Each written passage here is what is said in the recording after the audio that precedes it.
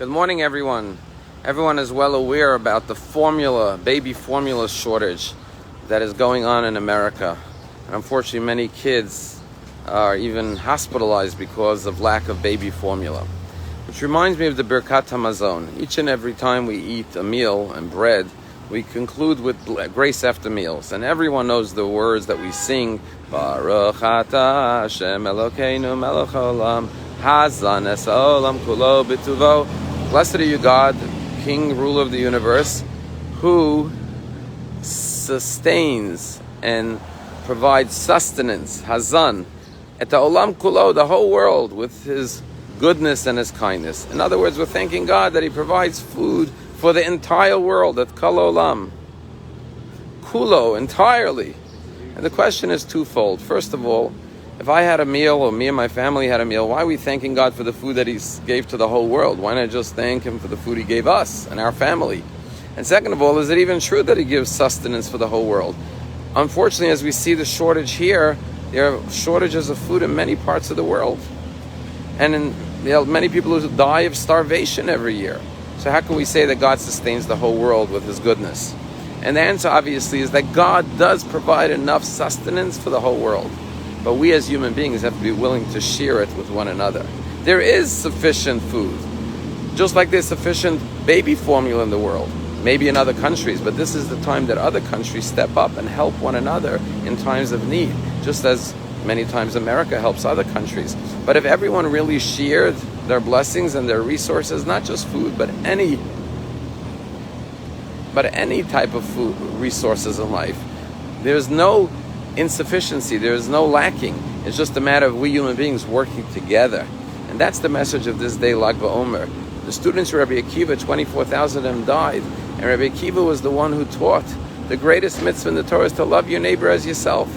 Because it's only through love of one another and care and concern for each other that everyone could have what they need in life.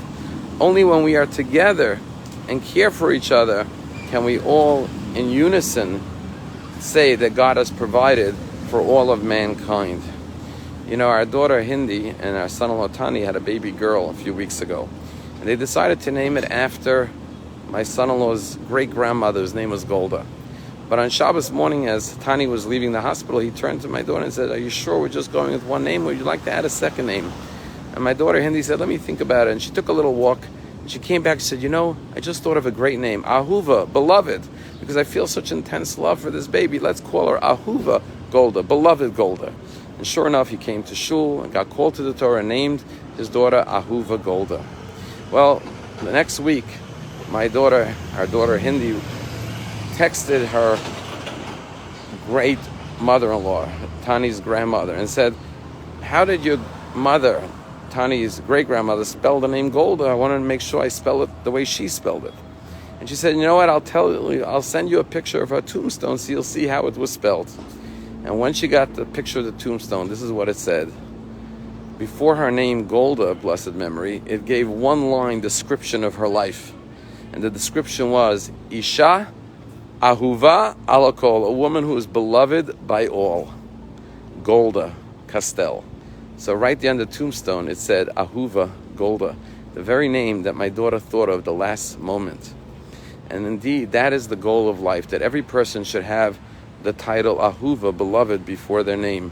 Because the greatest blessing in life and the greatest mitzvah, as Rabbi Akiva taught in conjunction with today, Lag BaOmer, is to be a person who is Ahuva, who is beloved by all, and is willing to love not only themselves, but their neighbor as themselves.